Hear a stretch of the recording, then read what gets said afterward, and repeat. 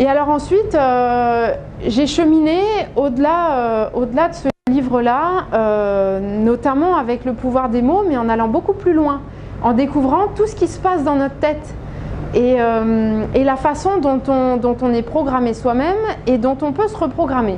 J'en ai eu besoin pour des raisons personnelles, parce que je souffrais de difficultés de santé qui me donnaient vraiment envie d'arrêter de vivre. Donc à un moment donné, il fallait que je trouve une solution. Et puis vu que je l'ai rencontré et que du coup j'ai eu envie de continuer à vivre, eh ben, il fallait vraiment trouver une solution pour pouvoir me sentir bien dans ma vie, dans ma tête, dans mon corps. Et ça m'a obligée à chercher. Et là où tous les livres ou les formations que j'ai pu explorer, et j'ai eu la chance de faire un sacré tour, parce que déjà mes parents, depuis que je suis toute petite, étaient dans cette recherche de développement de soi, de développement personnel. Donc je suis née dedans quand j'étais petite. Tous les sujets, des fois on me dit « Ah, tu connais ça, tu connais ça ?» Bah ouais. Bon, j'ai pas tout fait, mais généralement je suis assez bien renseignée, simplement parce que je suis née dedans.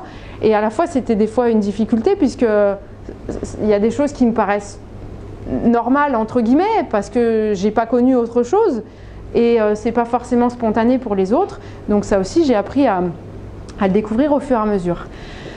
Et alors j'ai avancé vers l'accompagnement du changement. L'accompagnement du changement, je vais y faire une distinction, c'est-à-dire qu'il y a des choses qui vous paraissent possibles, et puis il y a des choses qui vous paraissent pas possibles, ou que vous avez du mal à atteindre. Moi par exemple, retrouver la santé, j'arrivais pas. Et j'avais beau lire des trucs, faire des trucs, et avoir des étincelles de solutions, c'était jamais suffisamment durable. Il y avait toujours un moment où je retombais dedans. Et ça, c'était frustrant. J'avais envie et besoin de trouver des solutions. Et c'est là où le pouvoir des mots, il va beaucoup plus loin, parce que on découvre cette notion de paradoxe dont j'ai parlé tout au début. C'est-à-dire que quand vous souhaitez quelque chose, vous souhaitez un changement et qui vous paraît possible, c'est ok, même si des fois ça vous bouscule un petit peu, quand vous savez que vous devriez faire ça pour y arriver, ça vous paraît possible et c'est ok. Mais des fois ça ne vous paraît pas possible. Et quand ça ne vous paraît pas possible, eh ben c'est justement parce qu'il y a cette notion de paradoxe. Je voudrais partager avec vous la définition du paradoxe, qui est assez fascinante. J'en ai deux notamment. La première, c'est une idée surprenante, car elle va à l'encontre du sens commun. Le paradoxe serait une idée surprenante, donc ça vous surprend, parce que ça va à l'encontre du sens commun. Ramenez à vous, en imaginant que le sens commun, c'est vos pensées habituelles, vous pouvez vous retrouver dans un contexte de paradoxe dès que vous envisagez une idée qui va à l'encontre de vos pensées habituelles. Ah! Donc par exemple, quelqu'un qui a tendance à se dire « Non, mais de toute façon, je ne vais pas y arriver. Oh non, mais non, je ne suis pas à la hauteur. » Ou « Non, c'est trop dur, c'est trop compliqué, ça va être trop long, ça va être trop ceci, trop cela. » Ah, c'est facile d'avoir ce genre d'habitude, pour donner juste un exemple.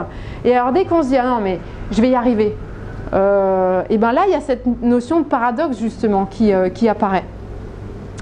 Et alors l'autre définition, c'est un être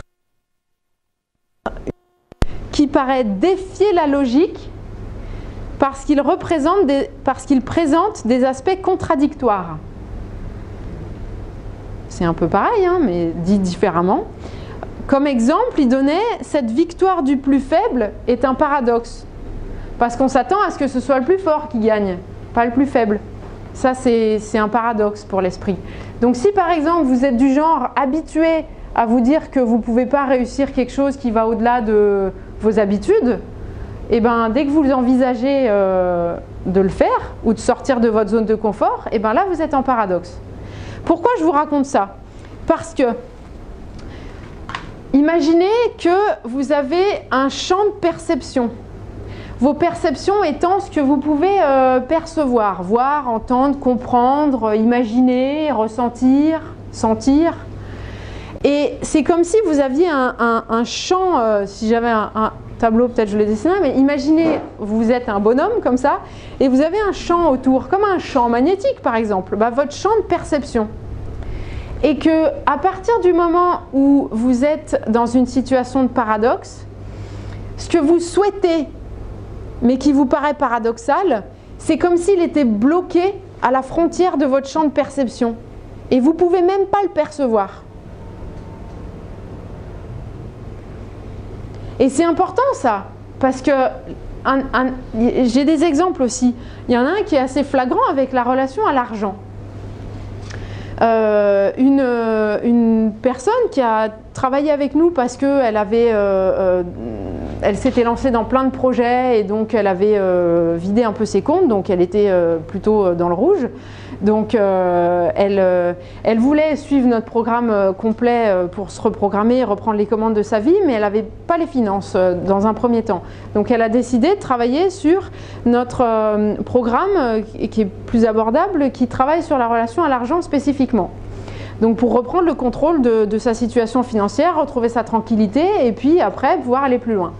Et donc effectivement, elle a suivi notre programme 100 € sur la relation à l'argent et donc elle a travaillé à transformer justement sa situation de paradoxe dans le contexte de l'argent pour elle.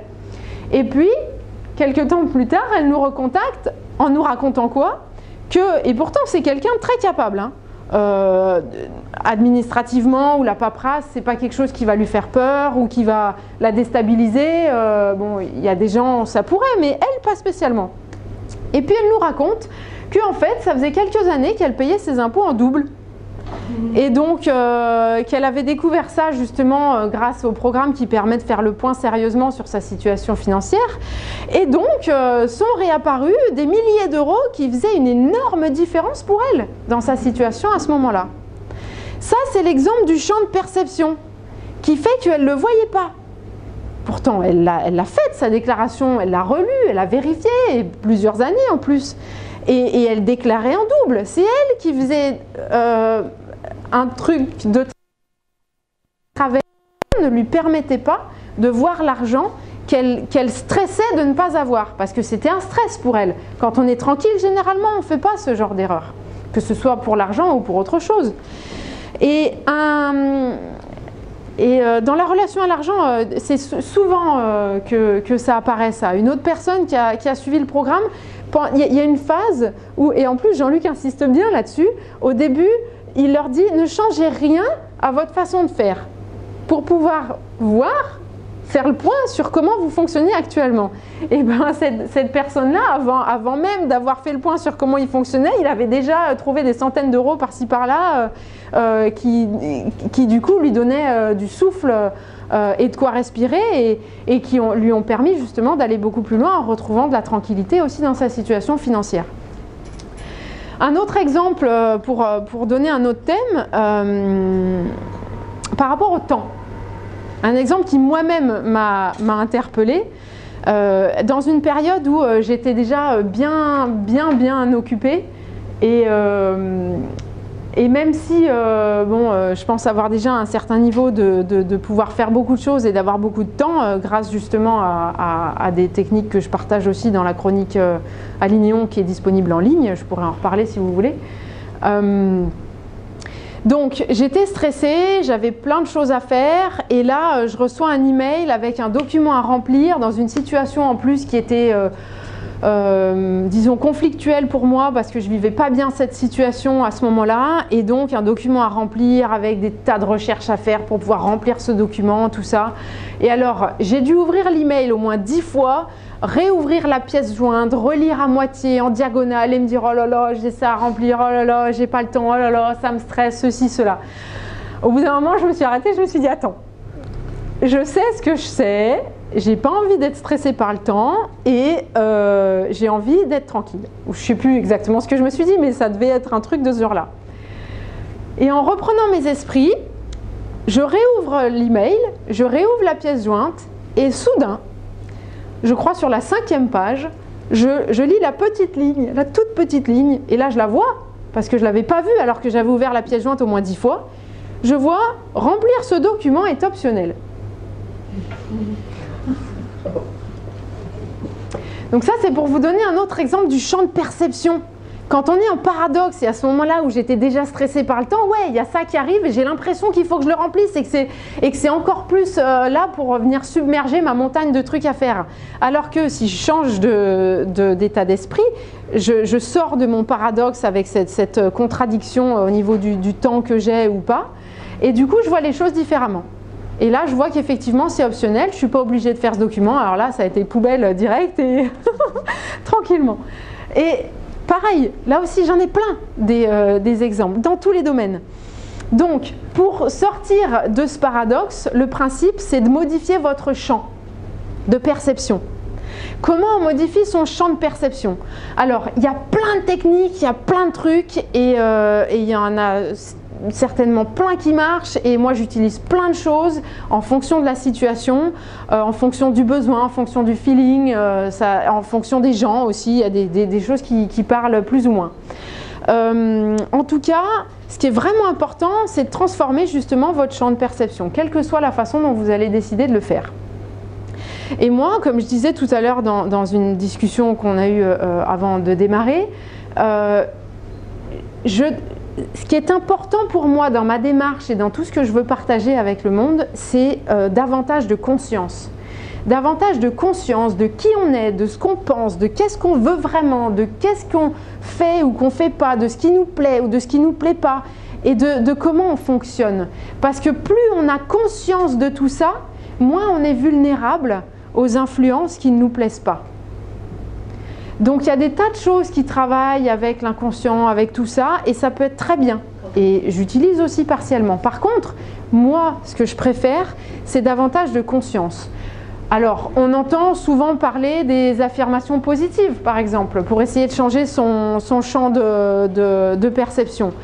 Sauf que, souvent, ça nécessite de la concentration, ça nécessite de l'effort, ça nécessite de persévérer aussi, de persévérer plus longtemps que la pensée habituelle qui est plus forte que la petite affirmation positive qu'on essaye d'apporter. Alors là, ça génère un nouveau paradoxe en plus selon l'affirmation qu'on a choisie. Et puis, très souvent, ce que j'observe quand les gens me parlent de ça, c'est que à se dire ah si je vais y arriver, ah si je vais y arriver, et ben il y a la petite voix de l'autre côté qui dit non mais de toute façon j'y crois pas, et de toute façon j'y crois pas, et de toute façon j'y crois pas, et puis finalement on baisse les bras, on abandonne. Voilà. Donc les affirmations positives c'est très bien et ça peut fonctionner. Par contre moi si je l'utilise, c'est par exemple avec une feuille où je vais cocher, si je veux répéter 10 fois un truc par jour, je vais cocher 10 fois sur ma feuille, parce que c'est le seul moyen d'être plus fort que l'ancienne version qui ne nous convient pas, par exemple. Donc, pour aller au-delà de ces affirmations positives, par exemple, que moi, c'est pas ça que j'utilise le plus ou que je préfère, ce que je vous propose et que j'ai décidé il y a quelque temps,